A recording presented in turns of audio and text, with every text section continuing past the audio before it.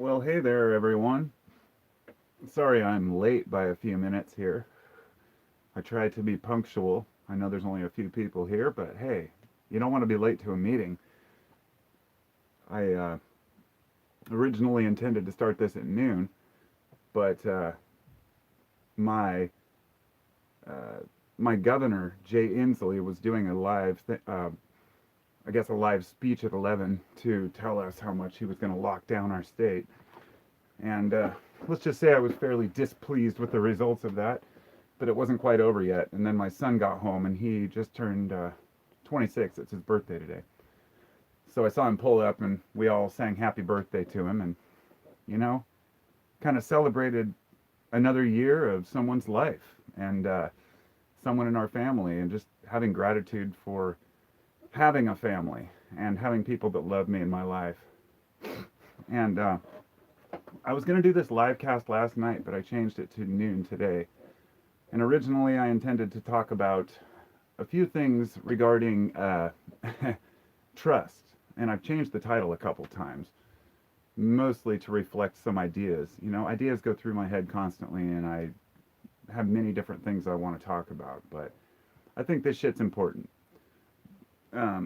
About trust, on the note of trust, we don't trust each other anymore. We know this. Human beings have never really had a full trust in one another. What we have is a degree of tolerance for each other. And in the past, our beliefs didn't cross paths quite as often. You had fringe groups in different areas where their people would mingle on the borders or at the grocery store.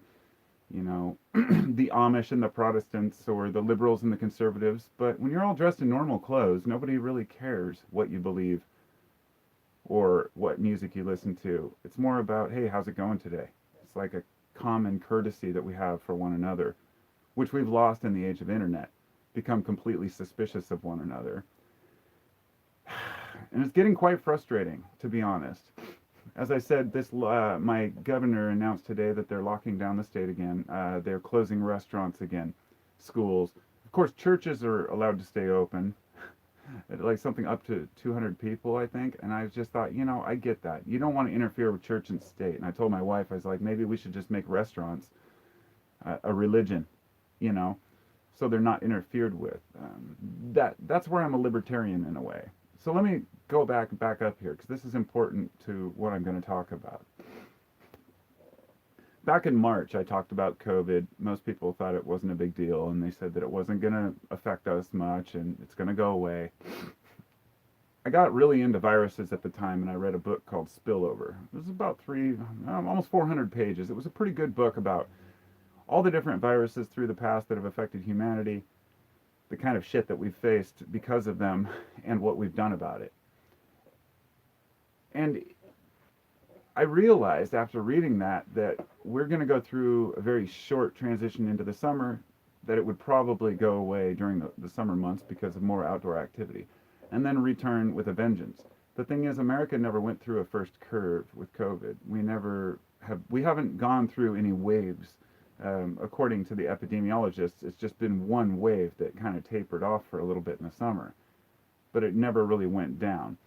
So the point being, now we're heading into winter. My state actually has one of the lowest incidences of cases, but still we hit 2,500 in one day, which is the highest we've had in this whole pandemic. And I remember telling people in the beginning, I don't really care about the details of whether this is real or fake or who made it or who didn't. What I care about is, what is the government going to do about this? And should I go to the grocery store? Should I get toilet paper? Shit like that, right?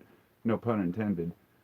But TP, the whole masks thing, it just, humans can panic when they think something's more dangerous than it really is.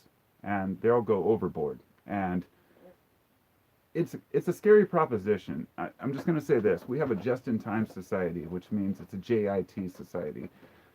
Most of the grocery stores rely on this principle that if you have a delivery every day, several deliveries every day, you don't have to hold a lot of food in storage. Don't have to have large freezers or storage areas. So they operate in the sense that if a grocery store is full of food one day and they don't get any deliveries, they'll be out of food within 2 days. I mean, they run out really quick. And what this means is if there's any interference with logistics or, supply chains, it can become a major issue overnight, which is why I think that we're just living in this illusion right now that society is going to continue growing and prospering rather than declining. And not to be negative, there's a point to this because this is why we're having the disagreements we're having right now in society. It's because people cannot seem to find any hope in the future. And when we look at each other, all we can see is, people with different opinions, somebody that we can point the finger at because they believe something different. And believe me, I get that because I fall into that sometimes. I find myself, you know, instantly judging somebody because I see them or I hear them say something and then thinking, wait a minute, what I think is true is not necessarily true. My beliefs are just that. They're just beliefs. I'm not sure about anything, and nobody is. So when the governor announced today that he's going to shut down the whole, you know, this is where trust comes into this. Being able to trust a society to do the right thing in a Western society like we have today. I guess you call it the Western society. You might call it civilization, but it's hardly civil. We merely tolerate each other. I've been going through some really, I don't know, ambivalent thoughts. Maybe you call it as I would say, a cognitive dissonance about what is right and what is wrong, what is up and what is down. And my wife and I were just talking about this. I said, if I talked about some of these things back in March, I would have a totally different opinion on, say, lockdowns and shutting down restaurants and schools and stuff like this.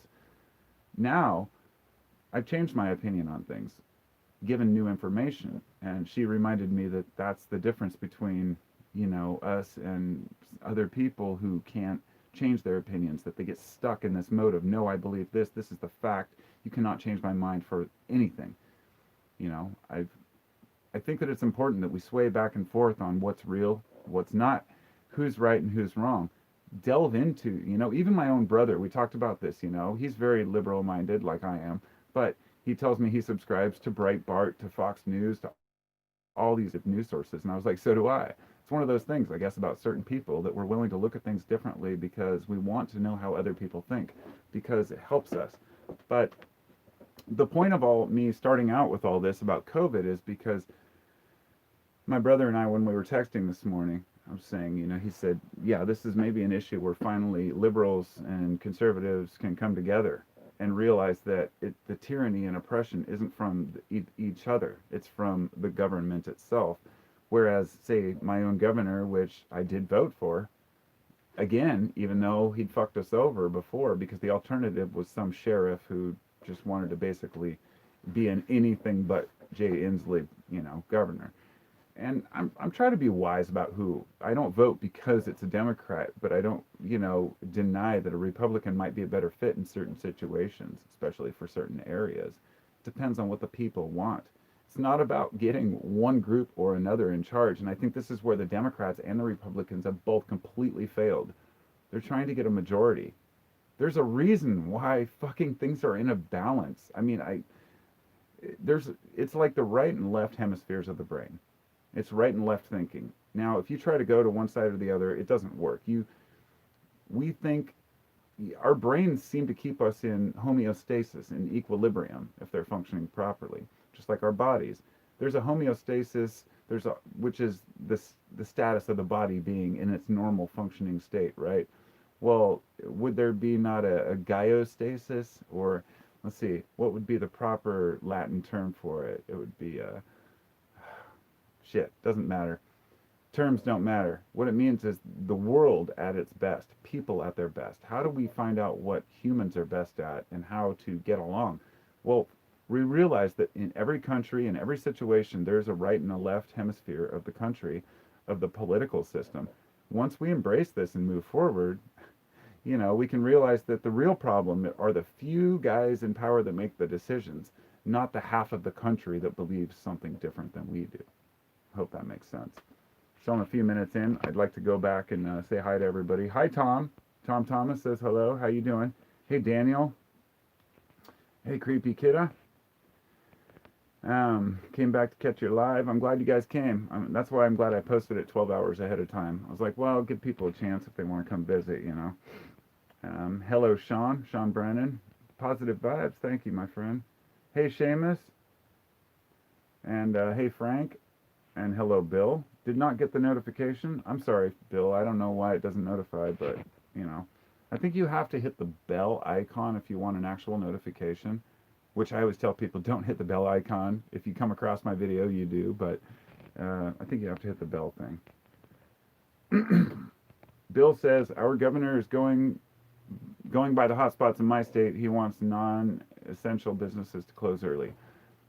Yeah, I mean, that's cool. I'm glad he's going by at least hotspots because my governor, I don't know. I have to really listen to it again. I felt like I was rushed because I wanted to get out here and do this, but also I'm just sick of listening to politicians.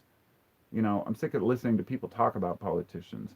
Like I posted something the other night about somebody that I disagreed with, and they're like, "Oh, I'd rather listen to him than Andrew Cuomo." And I was like, "But Andrew Cuomo is a governor, and this other guy is a newscaster. They're totally different people." I was like, "This is where we're at right now. We're divided over these stupid issues that really don't matter. Whoever's the governor right now, whoever's the president right now, fucking does not matter because as a people, we choose our future, okay? Now, as an American citizen, I don't know if any of you or how many of you aren't in the US. And in that case, you probably don't give a shit about American politics. But I think all of us care about world politics because we all affect one another. We're growing up in a time, I should say, well, yeah, we're always growing up, but I'm I'll be 45 in 2 weeks. And I thought, you know, what a shitty year to be 45. But it kind of puts you on that leaning towards 50. I'm looking forward to some golden years of wisdom and intellect and awareness. Things that once I hit my Dunning-Kruger peak of ignorance now, I'm hoping I can go downhill and really take full confidence in what I think and what I believe. I tend to not take sides because I feel like it's not safe to take sides until we really know the full details that are unfolding. And I don't know the full details of anything. When people say that the media is lying, you know, the whole left-wing media is lying, I'd rather go to OANN, One American News Network, and they're telling me the truth. Or this one dude on Twitter who I retweeted because he knew what he was talking about. That's where we're at, people. Quoting completely irrelevant. I mean, like the president retweeted something from Judge Genie or something. I was like, we're living in a reality show world right now. And as citizens, you either grab the popcorn and embrace it, or you don't. It doesn't really matter. I'm going to turn this off because it's actually distracting to me in my own phone here. I mean, today is Sunday, November 15th. Yeah, 15th, my son's birthday. Sunday, November 15th, 2020.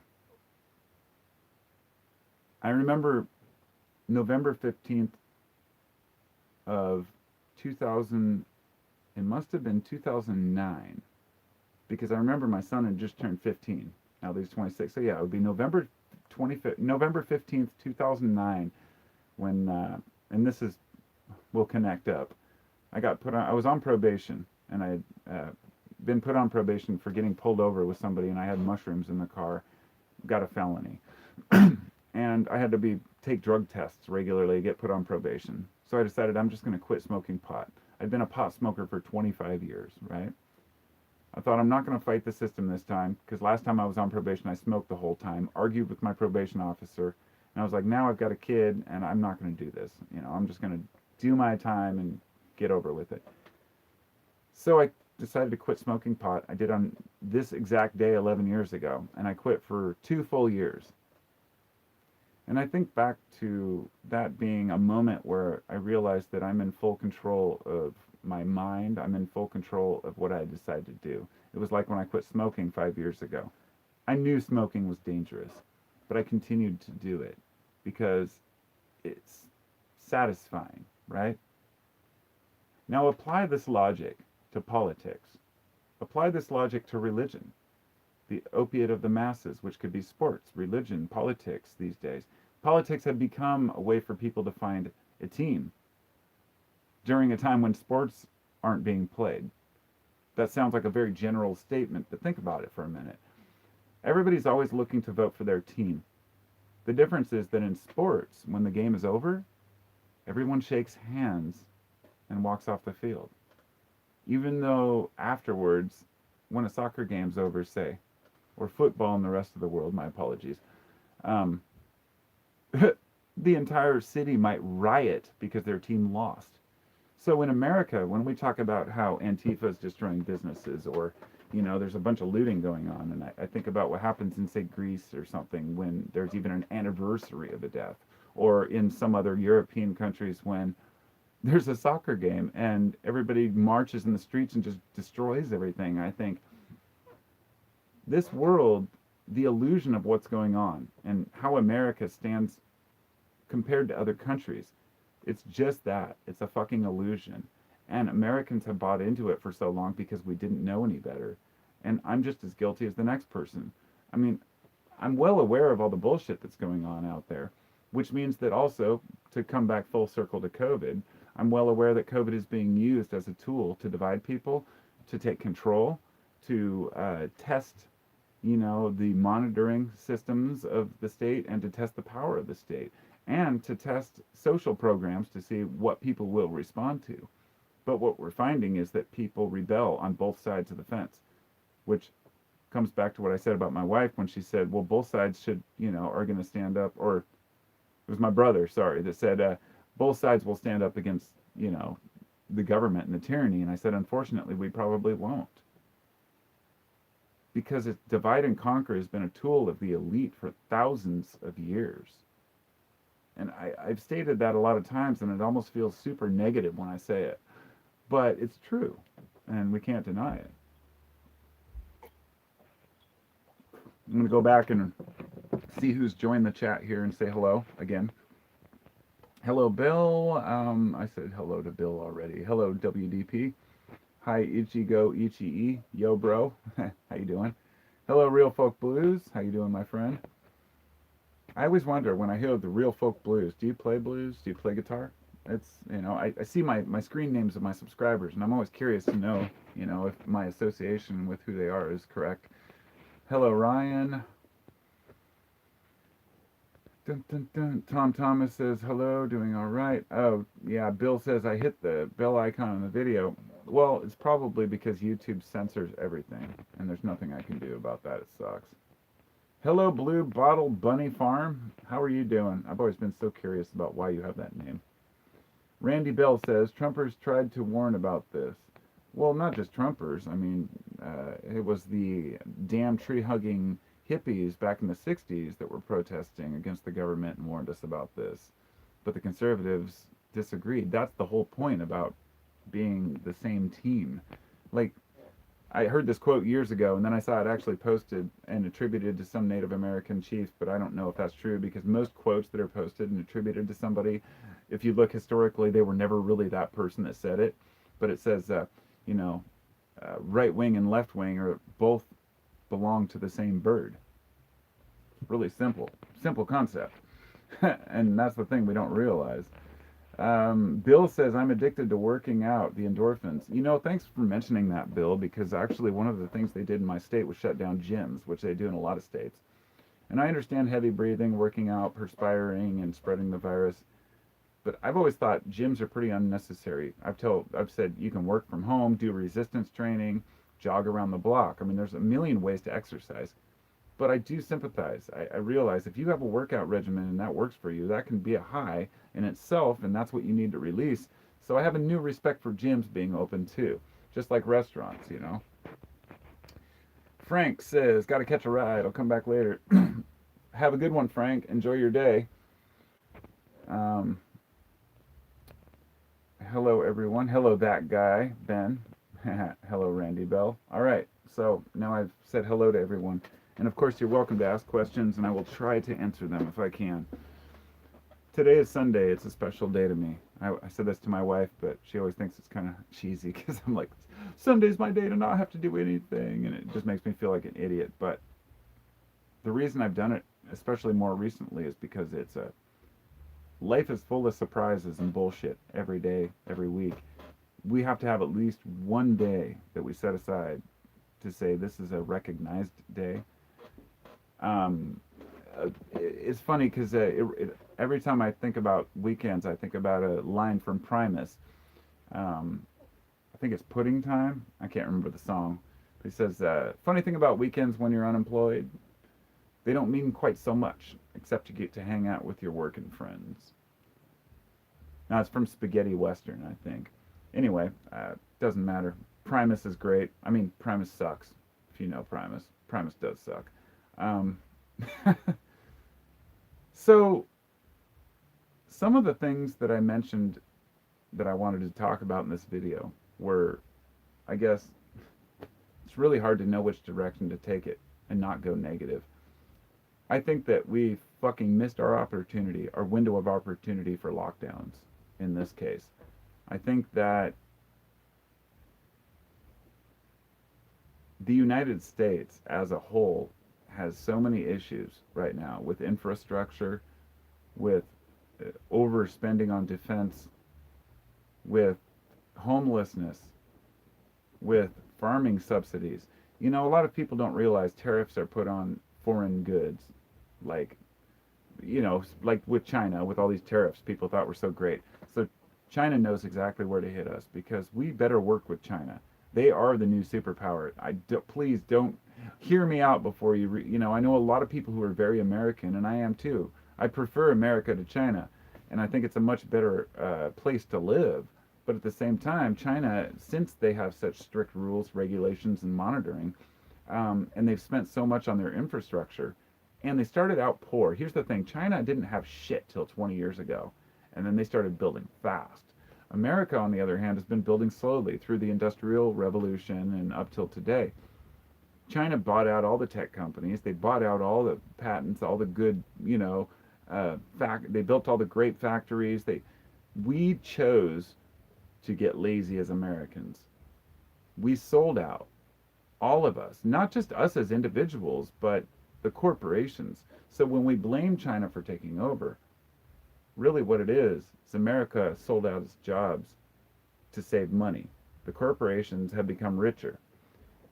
I don't want to get into statistics about money because it's depressing, but if you've looked into how much the corporations had, for example, the average CEO made something like 10 to 20 times more than the average employee back in, 20 years ago. Today it's like 3 to 400 times more. The disparity of wealth has spread, and you have to consider the people who have the most wealth have the most extra disposable income to spend on convincing the proletariats, the worker bees, the blue collars, that it's not the rich people's fault, that, it's just that the people need to work harder. So people work harder and harder and harder, and they fall behind farther and farther and farther. And it's depressing. And it always comes to this. And I think it's important to talk about this right now because of where we're headed as a society, where we're headed as a species, if we don't mend our ways.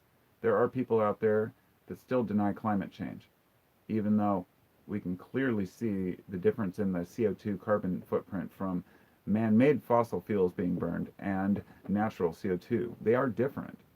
The atomic structure of the CO2 is different. Molecular structure, sorry. And I'm no biologist, I'm no expert on climate, I'm no scientist, but I am at the same time. It's one of those things that a lot of people say, well, we're not all scientists, we don't know. The truth is, if you do enough research, just like a lot of scientists do, you can at least look. And if you're educated enough to understand what you're reading, you can see that, okay, fine, we're just contributing a little bit, but it's more than just burning fossil fuels. It's the whole of the human way of life that is destroying us. And I don't know what the fuck we can do about it. It's almost depressing. But I'd like to get off kind of the negative train for a minute. I mentioned this the other day. There's a term called Wu Wei, or the Tao in the Tao. It's letting go. Wu Wei. It's non-doing. It means not doing anything, but rather just letting things happen. It's kind of going with the flow. And I think a lot of the times we really look to others for advice. We don't know where we're going, and that's okay, I guess, too. But um, there are a lot of people out there that are trying to rip you off, and that sucks. So we have to kind of wade through the bullshit. I had a page over here that I wanted to talk about something, but I didn't set it up or anything.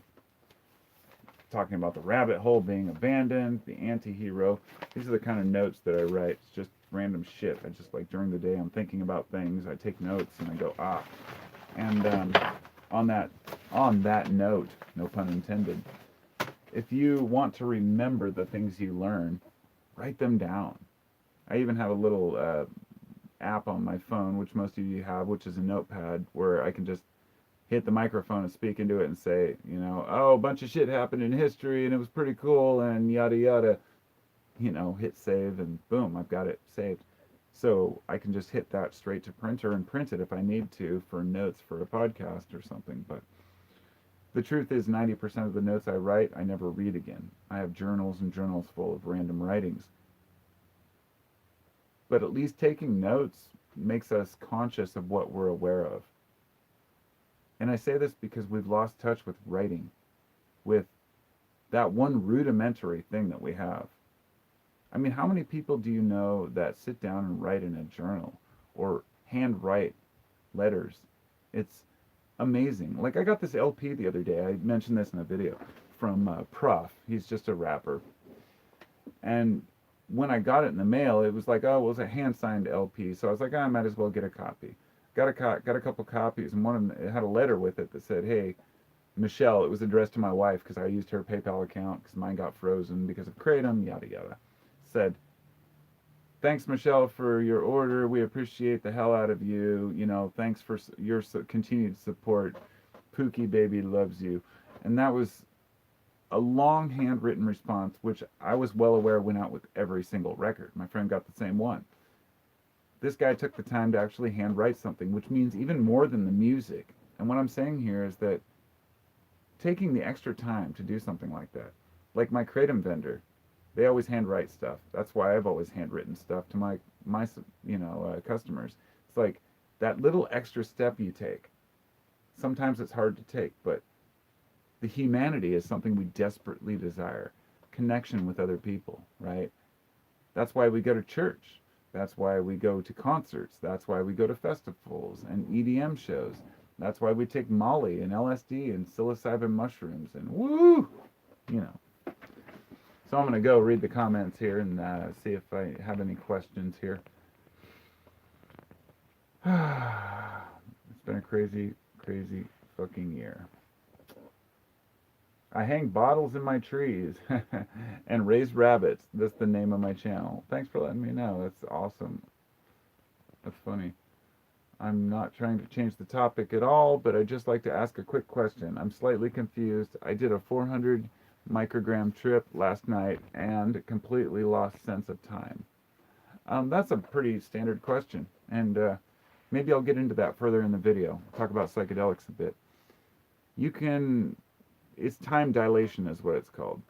When you take psychedelics, a minute can feel like an hour. An hour can feel like a minute. It is very strange, very difficult to explain. You'll hear stories if you read trip reports of people saying, oh, I lived an entire lifetime in one trip and then I came back.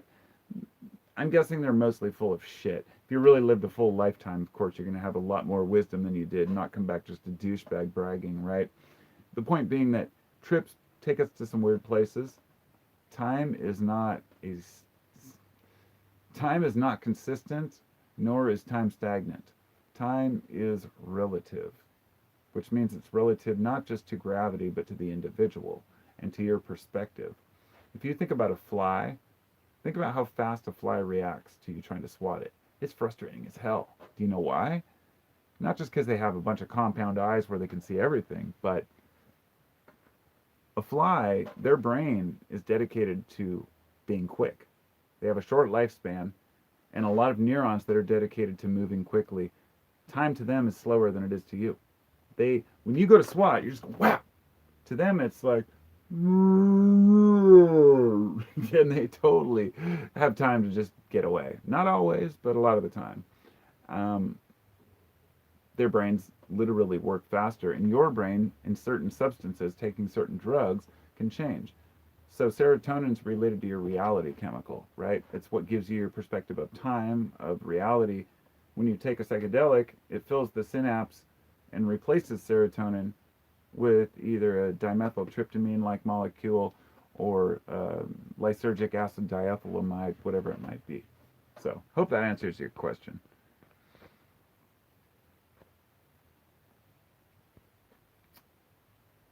W says, and my question is about integration. I'm struggling what to do with it now. You need to take the time to think about your experience. The trip is just part of the experience. The next day is the processing, and over the next 2 weeks, you'll start to see what you learned from your trip. I hope that helps. Tom says, I used to smoke filterless, roll your own top and bugler. Oh man, I used to smoke fucking bugler when I was poor. I smoked, not poor, but I mean, it's not that cheap, but when I was young, I should say, I smoked a lot of roll your owns. I smoked drum tobacco for like a couple of years, and I have became very proficient at rolling drum cigarettes. It helped me master joints. Blue Bunny Farm says, I'm so freaking bored and lonesome. I need to do some work or go visit someone. I'm a recluse. Go figure. I'm a recluse too, but thank God I fucking have friends, or I should say family. My friends, I don't see my friends very often, so I'd be like, if I didn't have my family here with me. Tobacco Row. Largo is way better and cheaper than Bugler. Yeah, I haven't heard of that one. Bill says, China's making a lot of the medical masks. Yes, they are. Seamus, I wrote a whiteboard for the wall and write stuff on it. The next day, wiping off most of it, but can write on paper. Yeah, I actually have a whiteboard too. The funny thing is, I take a lot of notes on my whiteboard. I ended up putting it in the house.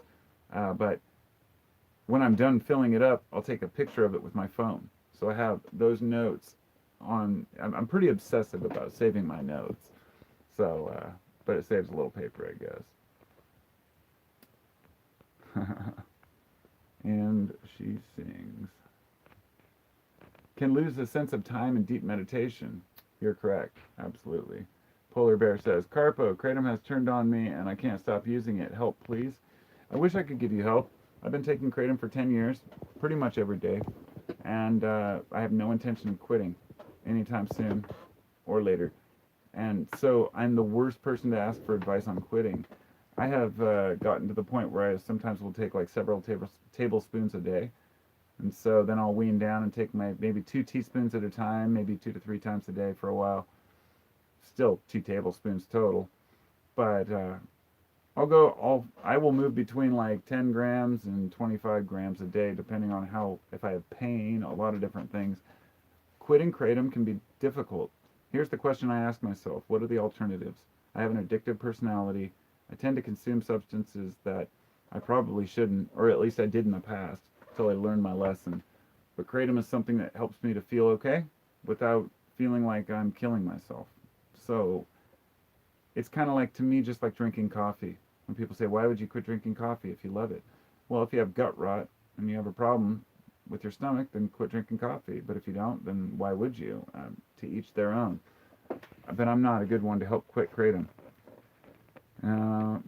Cold turkey? No, don't cut cold turkey. No, do not do cold turkey. I had somebody actually just the other day ask why they've been feeling, tired and not feeling well, and you can get restless leg syndrome and all these things from quitting cold turkey. But even the person I was talking to said they reduced it from like a tablespoon to 2 teaspoons to 1 teaspoon a day and then quit. And yeah, it can have different effects for different people. People have different levels of addiction, of compulsions. The way that your body adapts to certain drugs can be very unique to each individual. So there's no like one size fits all. You have to figure out what works for you and how to quit. But mindset is probably 9/10 of it. I guarantee it. Okay, dehydrator full of lemon balm, huh? Nice, I love that stuff. You're welcome. What is kratom? Somebody asks. Oh, don't ask if you don't want to know. I'm just joking. Yeah, kratom is great, Randy. I love it. Ryan says, don't take extracts, take plain leaf. Yeah, I need to point this out. This is crucial. Okay, for anybody who takes kratom or is wondering about kratom, I used to make videos about kratom all the time. Like, I loved it. And it wasn't for the sake of selling it. When I discovered kratom in 2009, I think, it was like, or 10, it was like within a year and a half, 2 years on YouTube, I was talking about kratom. I talked about it for 5 years before I even started my herb business. It was only because as a carpenter, I actually fucked my back up. Couldn't work in carpentry anymore. Then I found kratom really helped for that. So I'm like, I'm just going to sell kratom because I can stand by my product. I know what works because if I take it, I can tell if it's working. Testing kratom doesn't tell me shit. I don't care if they tell you it's 1.8% mitragynine or 2.4% or just 1.2. It's like weed. Some of the best weed I have is only 12% THC. The 30% stuff is just too spacey. Everybody has a preference of what works, and there's different levels of mitragynine and 7-hydroxymitragynine, which are the active components within kratom. So when you take it, you just have to say, does it work for me? Take larger doses for pain and sedation. Take lower doses for energy or motivation and depression, anxiety. It's really helped me with these things. So I was selling it because I stood by it, not as a product just to sell and to market. But it's become harder and harder to find really good kratom these days. But I still refuse to take extracts, and I stand by the fact that extracts are mostly just extracting the main alkaloids, but ignoring the deeper, maybe other components within it. Perhaps some water-based components that we're not aware of, some other alkaloids that aren't extracted during the process. So hopefully that answers your question. I'm back to reading comments here. Okay. Planning a shroom trip in the next week or two. Good luck. Enjoy. I hope you do. Real Folk Blues says, where did you learn or find out about kratom? It was during, actually, remember I just told the story. I don't know if you were here when I told the story about when I had to quit smoking pot for 2 years back in 2000, I guess it was 11, right? Or 9. And about a year and a half after that, late 2010, I was looking for herbs that might simulate kratom or be similar, or simulate cannabis, because I really like smoking weed. So I was like, well, this one might work. This sounds interesting. The first day I ordered some Thai kratom. It came to my house. I got an ounce. I took a little bit of it. It was from Bouncing Bear Botanicals. And I was looking in forums, and I was a very active member of the Kratom forum for a long time before I realized they were biased for certain vendors. Everything hit me when I realized that every forum's owned by somebody who has a vested interest in something. But back then I was commenting all the time and talking about things and getting the best vendors. I ordered an ounce of this stuff, and I cleaned my whole garage, like all my paperwork, everything. And I was just like up till midnight doing paperwork and organizing stuff. And I thought, it's like Coke, but not Coke. Cocaine is horrible. And amphetamines are even worse because you just organize shit you don't need to. Spending an hour on one drawer, moving staples to the right corner. I mean, it's pretty absurd for anybody who's seen what a tweaker can accomplish in a night. But kratom, it seemed to have all those properties without being heavily, influencing on my sleep patterns or anything else. Just an amazing plant, really is. Your kratom video or how I found your channel? Yeah, a lot of people say that actually. And that's why I don't really talk about it very often. That's what I was going to say. After YouTube started cracking down on people talking about kratom, I didn't quit for that reason so much as saying, I feel like I would make certain videos and I'd try to give new info or things I discovered on kratom, and there'd be these comments like, oh, you're a sellout, kratom's addictive and it kills people and you're just trying to make money for your business. And for a while that did affect me. I was like, I don't want to be that guy that has a YouTube channel where I talk about my own product that I sell. So I got into this catch-22 conundrum where I didn't want to talk about kratom because I didn't want to feel like I was promoting myself. but I'm well aware that promoting yourself is part of owning a business. So that's why I don't have any money, because I don't know how to promote myself, if that makes sense. Polar Bear says, I can tell by your eyes you got some good kratom now. No, I really don't, actually.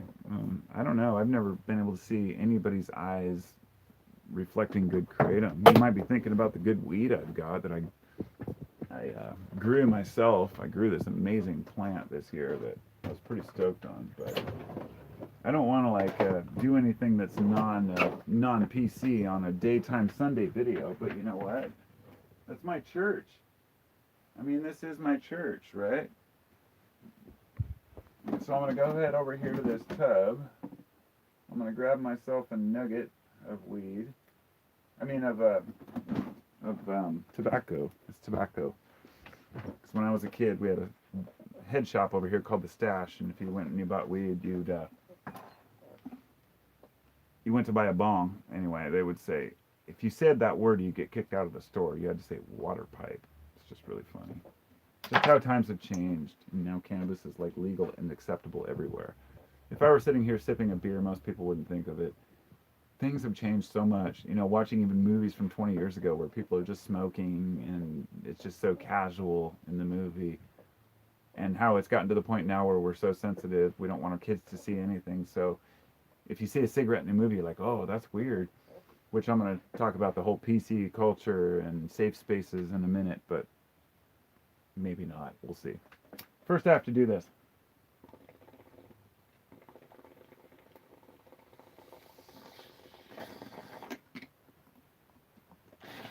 I do that respectfully off camera in case anyone happens to have children in the room, or you happen to be children yourself. Okay. Daniel, I wish Kratom was available here in the UK. Yeah, I've heard that they banned it in a blanket ban a while ago. It's really shitty. Really shitty.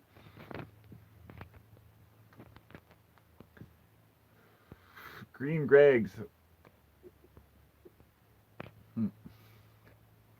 Tom says, I swear 90% of the Kratom online is crap. I totally agree. Even talking with my old vendor, which I've been buying from for 10 years, I've been having a hard time finding something that really moves me. But let me say this, as Kratom consumers, we have to realize that most people who have consumed Kratom for a period of time will tell you that, what the hell? Freaking alarms? Most people who consume Kratom will tell you that if you take it for a while, you learn if you're sick or you're not feeling well, it doesn't seem to have much of an effect. Even if I take stuff that is like my very top shelf that maybe I'd saved for a while, nothing. Even extracts sometimes. It seems that Kratom doesn't affect you the same when you're whether you have an infection or you have a virus or anything like that.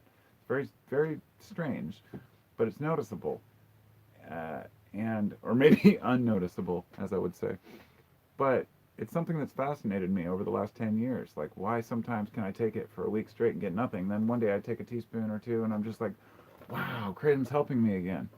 And I think that in 2020, with all the bullshit going on, I think anxiety and situational problems in other words, Kratom has to do with mood and positivity. It may sound ridiculous, but it's not. It's neurochemistry. So I'm not sure how that works, but it's fascinating to me, actually. Langenheim says, can you speak to Kratom depressing respiratory function? It does not repress any respiratory function, unlike opiates or opioids which do, which is why when the FDA classified Kratom as an opioid, I said bullshit. People can consume large amounts and at worst you'll puke. I've never heard of anyone having respiratory problems on Kratom. Crystal says, you're always talking about Kratom when I forget to take it.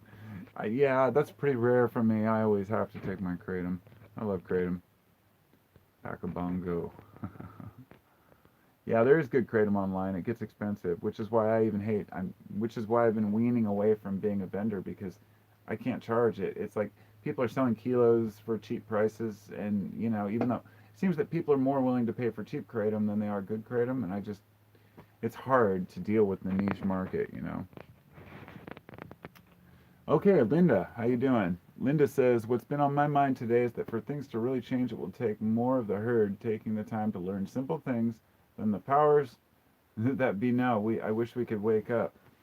Linda, I agree with you, but I also have a question about what waking up would be. And this is an honest question for everyone. This is one of the things that I've started to realize. If you'd asked me 5 years ago what it means for a society to be woke, it would be different than if you'd asked me 8 years ago, which would be different from 10 years ago, which would also be different from 3 years ago or 2 years ago or even last year. In other words, I've even seen some of the flaws in all different forms of thinking, whether it be even environmentalism or liberal thinking, as I have always been. I'm like, wow, I see the flaws in my own thinking here, and maybe I'm not quite so sure about this and the evidence. But waking up is very subjective, right? And I don't know what it means. Like, I know there are certain basic things we need to wake up to. The fact that we are destroying our planet, for example. But no, I should say we're destroying ourselves. But what do we do about that? It's a multifaceted approach to try to fix the planet. And I don't know what to do about it personally. Somebody says, your opinion on Oregon's new law changes. If you're talking about 110 and 109, I fully support them. If you're talking about the shutdowns, I do not. But yeah, the legalizing of all drugs, I'm in full support of that. I always have been. Gary, how you doing? He says, Kratom helped me get off opiates after using them for a decade. It's hard to find any quality. Lots of garbage in my area here in the Couve. Yeah, me too. It's very difficult to find good stuff. I have some, like the potent Indo. I don't even know if it's as strong as it used to be, but it seems like it's okay. I mean, I still get, you know, the same effects for the most part, but it's just, I don't know. Over the years, you get kind of tired of Kratom. You know, you're just like, it's weird. People talk about how, you know, you consume a drug too long, you just want to keep taking it forever. Really, it's just like you lose interest. I've done that with cannabis at times. Just like, don't smoke as much. I smoke half the amount of cannabis I used to, even though I have endless cannabis if I need it. It's a weird paradox. The more you have, the less you consume. It is very strange. For me, anyway. Anti-diarrhea? Yeah, that's true. Yeah, Raisin Bran. Yeah, it can cause all kinds of problems for people. Kratom's not for everybody, I'll tell you that. Bill. Hi, Bill. Okay, so now I'm going to talk about something that I don't know. I think that is kind of at the root of our problems right now.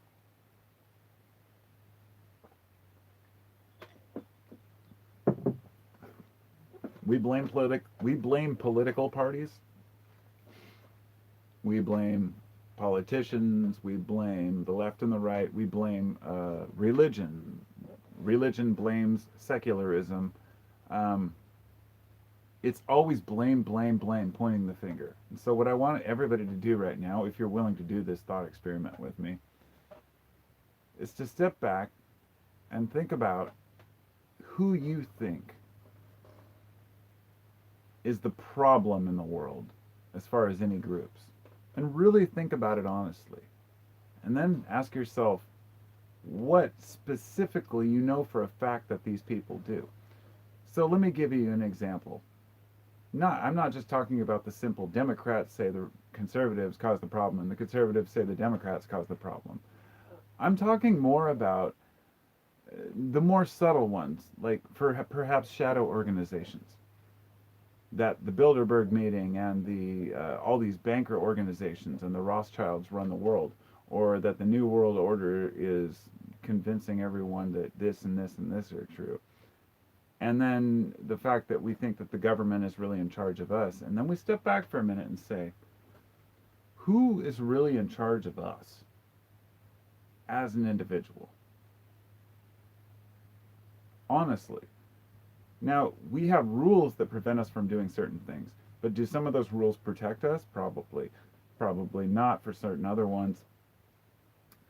We as a society have decided many different things over time. It doesn't mean we agree with them all. But how much freedom do we prevent ourselves from enjoying? Because we're obsessed with complaining that we don't have enough freedom. And I'm honest here. This is something that's taken me a while to really realize and understand that, you know, it's really easy to complain and point fingers. It's much harder for people to take responsibility for themselves.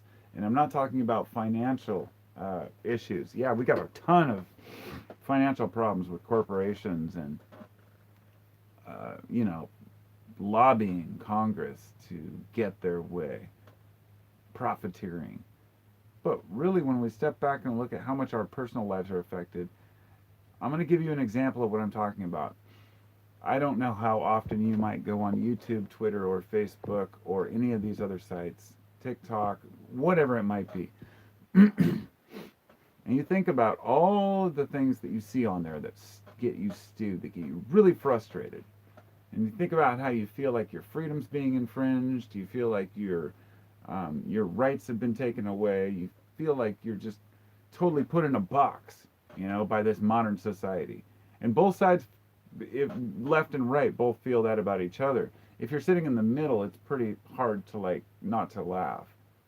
It's funny when I argue with liberals and they think I'm a conservative and start saying, "No, you're probably a fucking Trump." I'm like, no, I'm actually not. You can't have a neutral fucking view about anything without being attacked.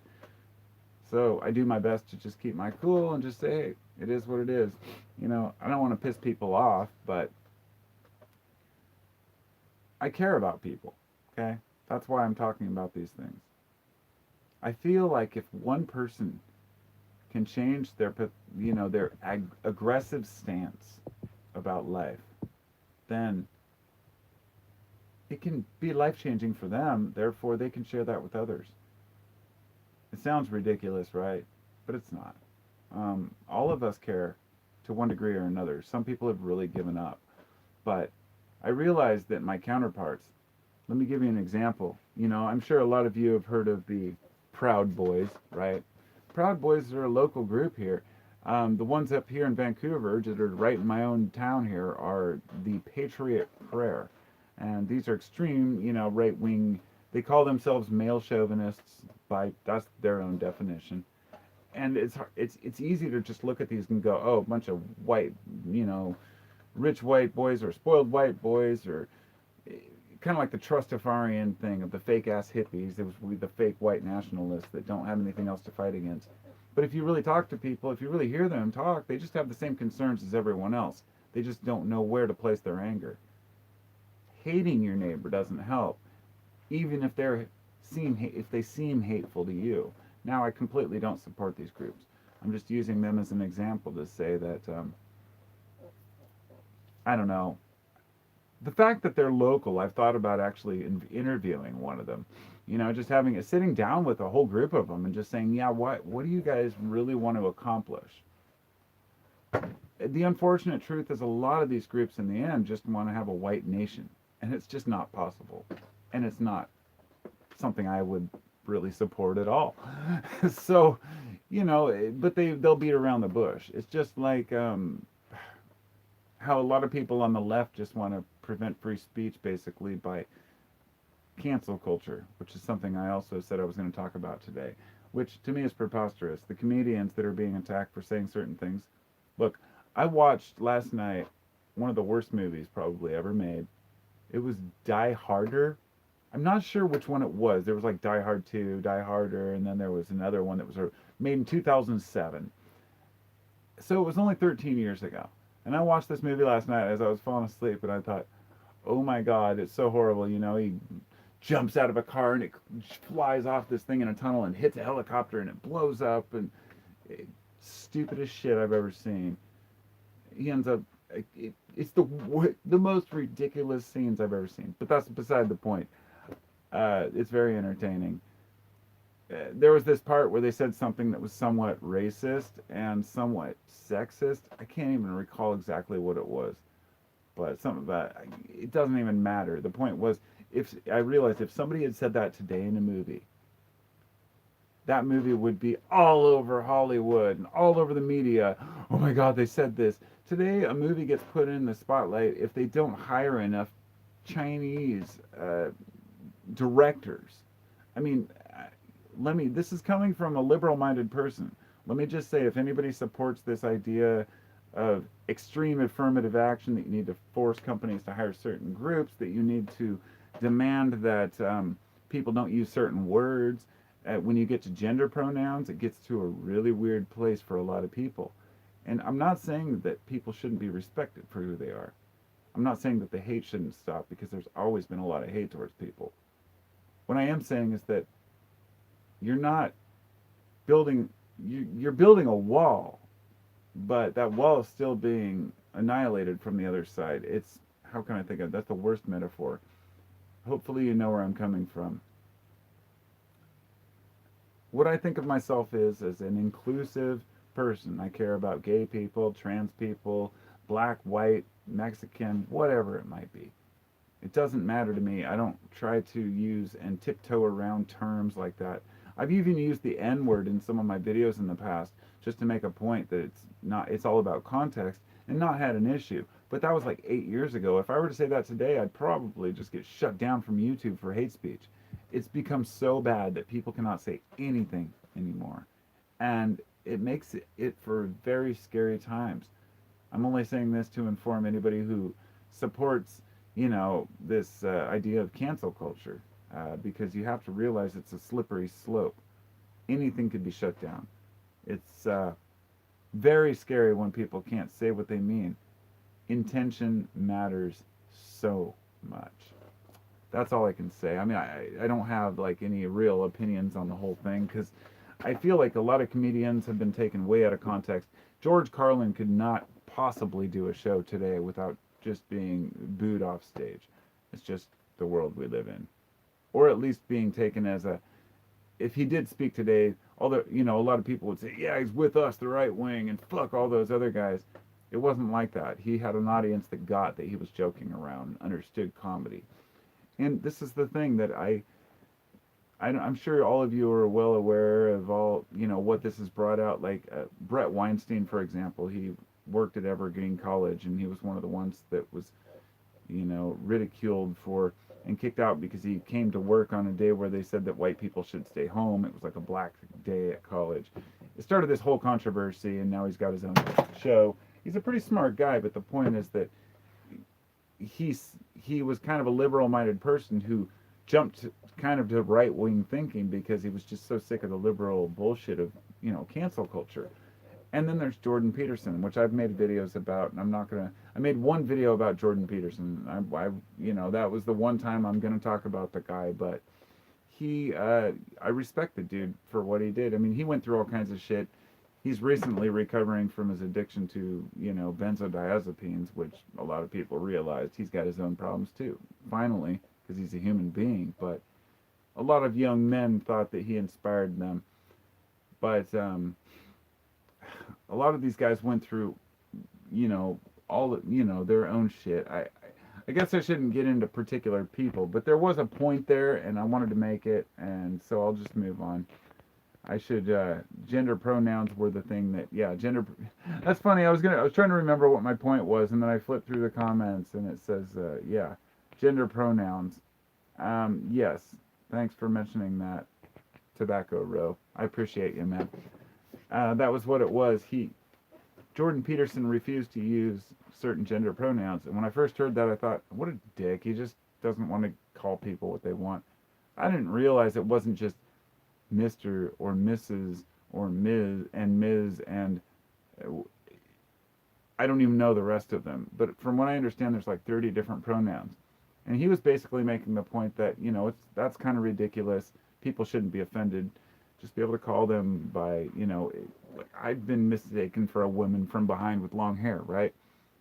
Am I going to get offended? No. Then why should a person who's gay get offended just because they look a certain way? We've got to a point now where it's time for people to step back and stop being a bunch of wussies. I mean that in the kindest way. Because me too. We've all grown up in this world where a lot of people expect shit. I guess maybe, I don't know. You gotta have thick skin, man. You really do. You really do.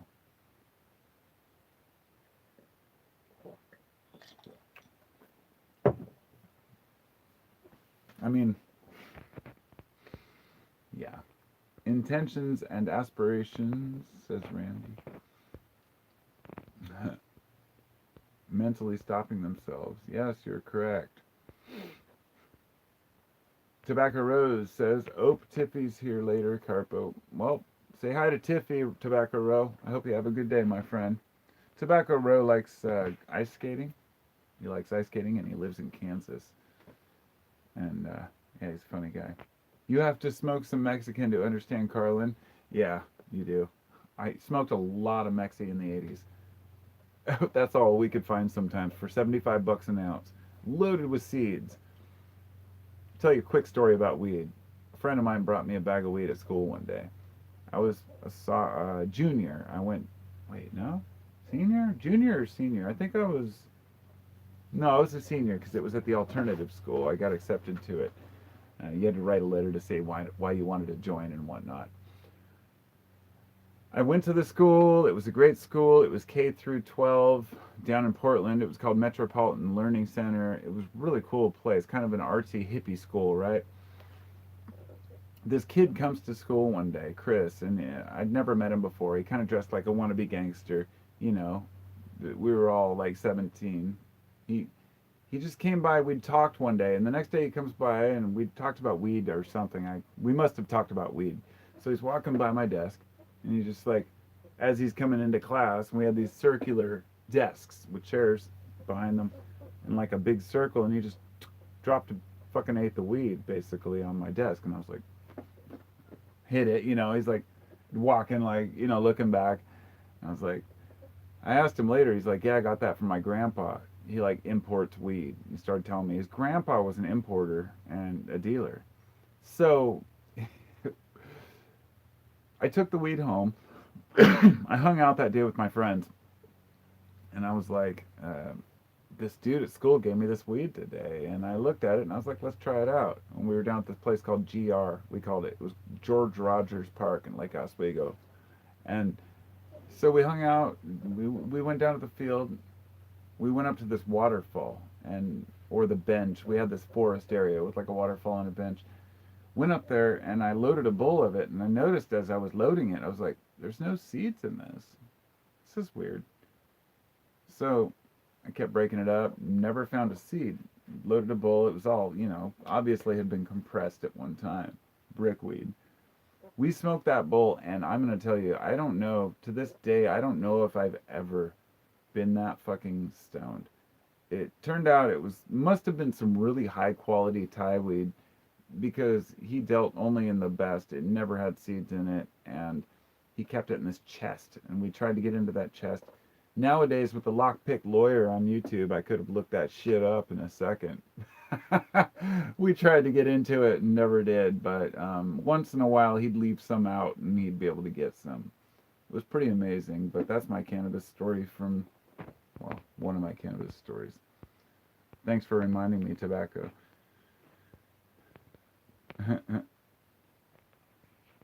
Jordan's latest couple videos have come back, have been good. Now he's off the Valium or whatever. Yeah, he was taking a Klonopin, I believe, if I'm not mistaken. But yeah, he's doing okay. I never really thought he had much to say, to be honest. It's kind of like, I don't know. He talks about things that a lot of people can benefit from, but he's really a one-trick pony. And then he gets into all the Bible stuff, which, if that works for you, I think that's great. Are they going to decriminalize mushrooms for the most of the states? No, that's up to the states, Tom. They have to do that individually. So Oregon did. A lot of places have. So, you know, if Kentucky wants to continue to put people in their prisons so they can make money off prisoners for possessing drugs, then, you know, that's their choice. There's nothing that the rest of us can do about that. And honestly, I don't want the federal government stepping on it. Like my brother said, they might legalize cannabis, and I was like, I don't want them to. I don't mind if they decriminalize it and leave it alone, but don't legalize it and tax it, because I don't want the federal government getting any of their hands on our weed.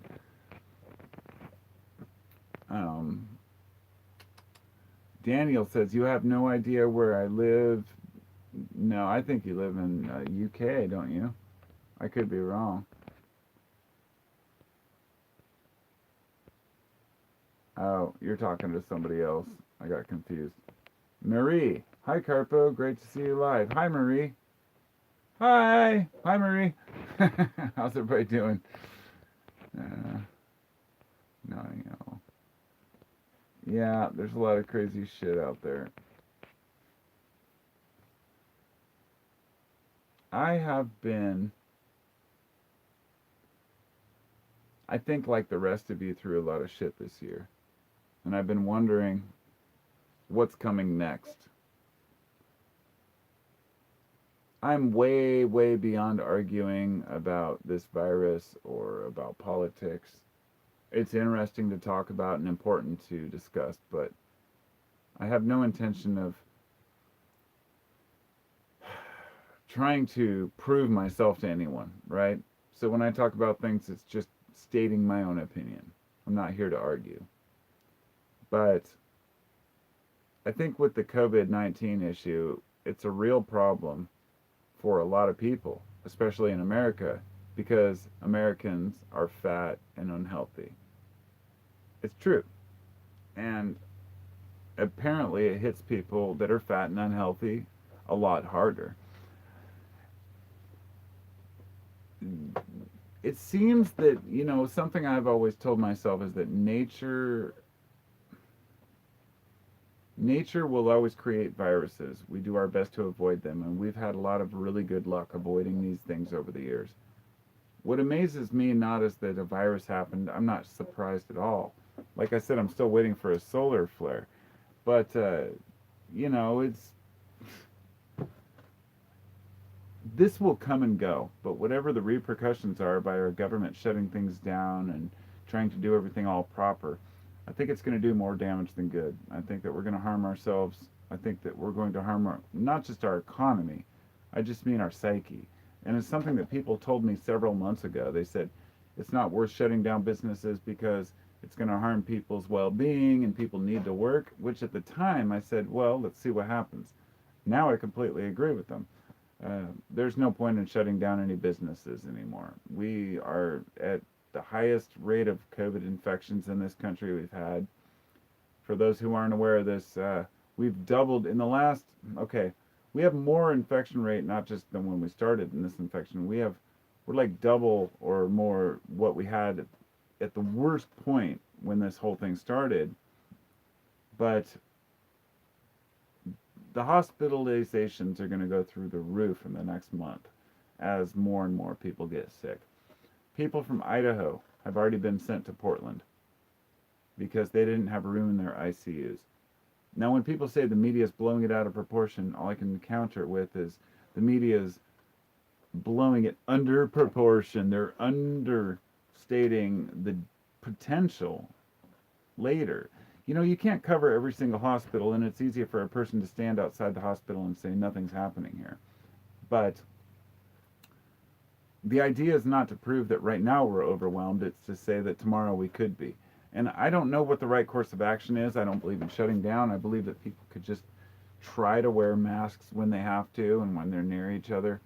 It's stupid for people to panic and worry because it's going to come and it's going to go. But if you're waiting for a vaccine, it's probably not going to come. That's my opinion. I mean, it'll come, but it'll take like at least 6 months for people to get one.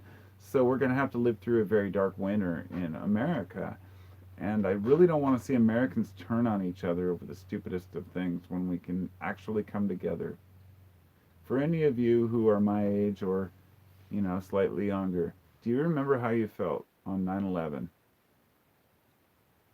When that happened, when the planes hit those towers, a lot of Americans had a feeling of total connection. For just one day, everybody was on board with one another. Nobody gave a shit who you voted for. Nobody gave a shit who you were or what color your skin was. Well, unless you were, from the Middle East. That's a different story. I'm just trying to look at the positives on it. But if we could get that kind of camaraderie between all people, can you imagine what we could accomplish? Seems like frivolous thinking, but it's possible. Anyway, I'm going to head out pretty quick, but I hope that you all Oh God, you guys are arguing about where you work and what you do.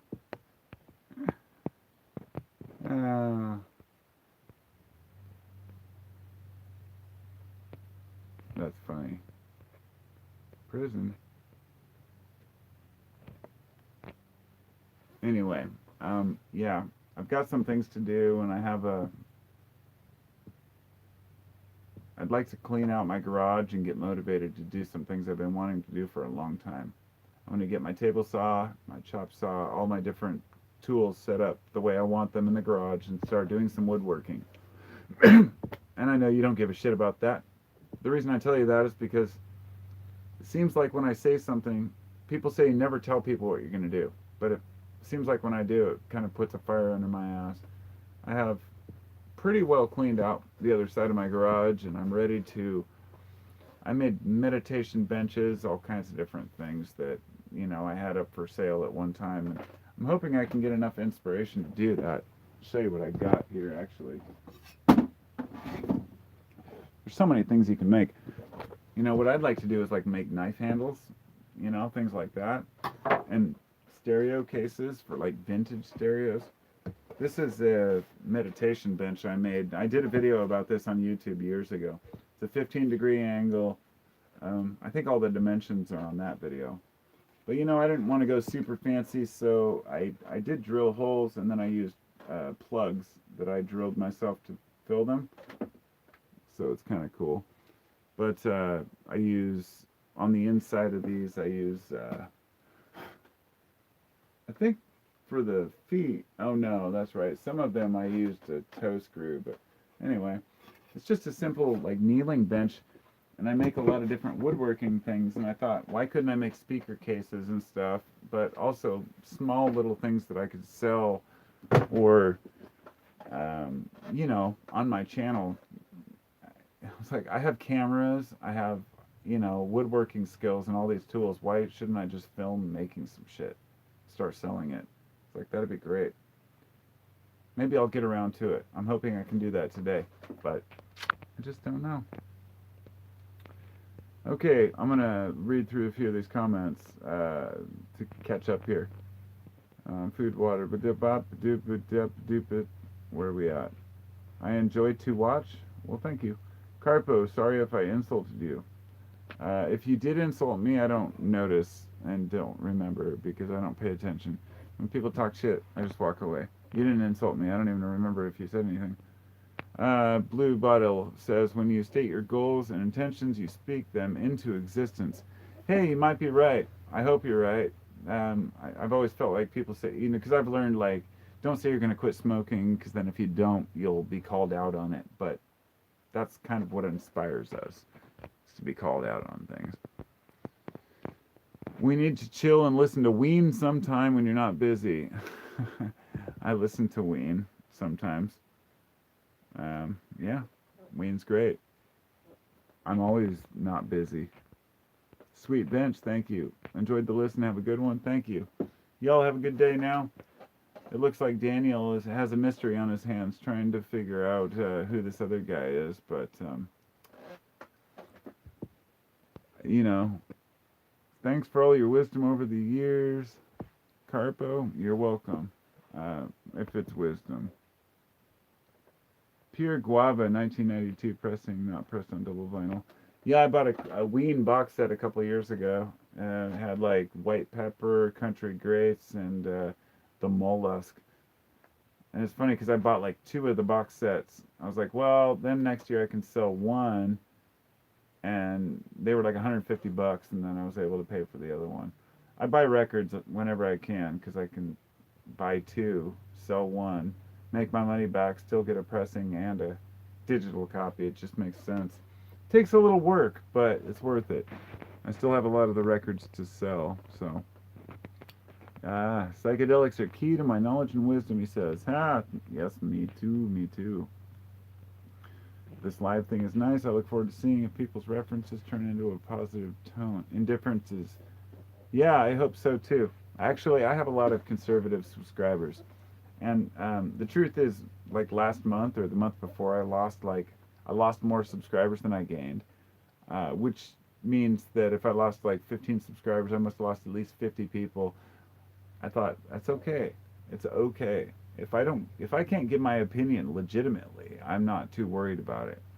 I still know I have, though, a lot of subscribers that are conservative minded that still listen and still can have a difference of opinion and realize that sometimes maybe I say something that's a little emotional or, rubs them the wrong way. If you can't take that, then, it's just, there's nothing I can do about that. I have to be real, give you my honest feelings. Because, in other words, if you're a conservative and you get mad at me for being honest, you should be grateful that I do speak my mind and respect freedom of speech. But it doesn't mean that I will disrespect you unless you disrespect me. And that's the one thing. I always try to get along with people. I always try to come to an understanding with folks before I, walk away acting like a sour little bitch from an argument. Damn it, I can't even say bitch now. Even though it's a female dog, it's still going to insult somebody because, that's a half joke, but not really. You know what I'm saying. That's the world we're in.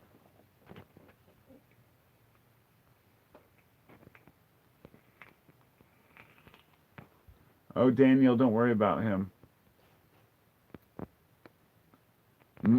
What do you think about delusions of Okay, there are spiritual wisdom defined in psychedelics, but what do you think about delusion?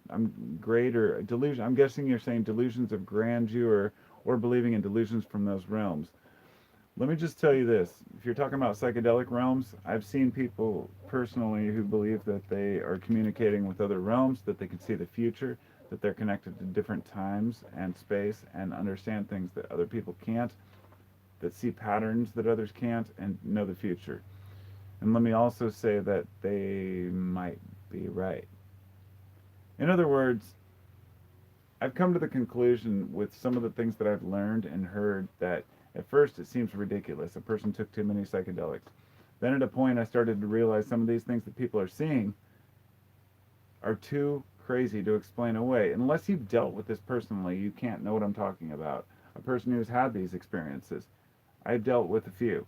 And the things that they're saying about time loops, connections of the universe, and how people are meant to happen, whatever happens is meant to happen, determinism, all these things, it makes sense when you're philosophically able to understand these things. It's very fucked up. It gets into deep conversations that you really don't want to have, and then you have to just convince them, not that it's not true, but that maybe it's not worth it because we're not meant to understand things on that level, if that makes sense, I hope. Tom Thomas. Thank you, Tom. I hope I can come up with a good craft, too. Polar Bear says, a few true conservatives left. Yeah?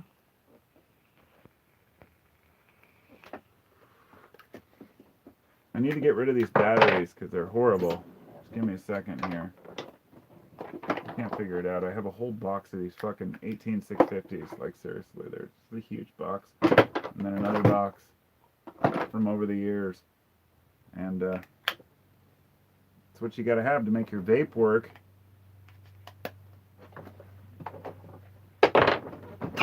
But for some reason, they just never want to work properly.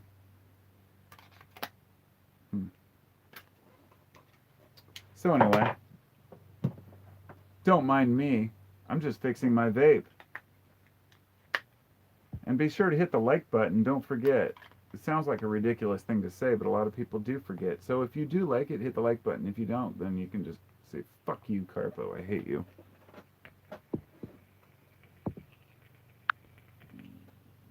Whoops. Oops. Bumped the wrong thing here. Tell me more. Oh, no. The vape is on charge right now.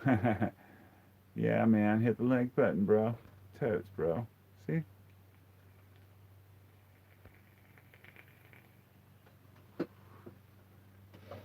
I wanted to say, it's funny. I bought this camera. I bought two of these from a guy on Craigslist. It's a Panasonic Lumix GH2. Not the nicest model, but I got them for like I talked him to like $220 for two of these. And the coolest thing, if you're ever looking to buy a mirrorless camera, or I should say a digital camera, buying a mirrorless camera is really cool because it allows you to take any lens and put it on. These are little adapters that fit basically on any camera lens. So this is an aspherical lens with a Minolta adapter. It's a Sigma zoom lens. I wanted to say that what I'm filming on right now is my phone. So it's crazy, like shitty quality, and that's why I don't like live casts, because it also gets me distracted. So anyway, I'm gonna flip through these and say goodbye to everybody, and I hope you're all having a wonderful day. Otherwise, I'll stay here for hours. I could probably talk to everybody forever. But my fam's in there, and I gotta do some shit. So, oh come on, delayed Phil. Why are you harassing fools? You know, it's funny. We live in a hard enough time right now without people teasing each other. It's like, I don't know. That's how I feel anyway.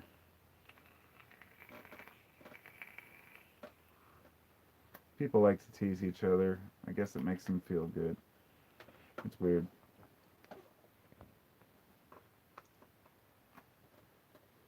Tom Thomas says, what's the biggest red-belted polypore you've ever stumbled across?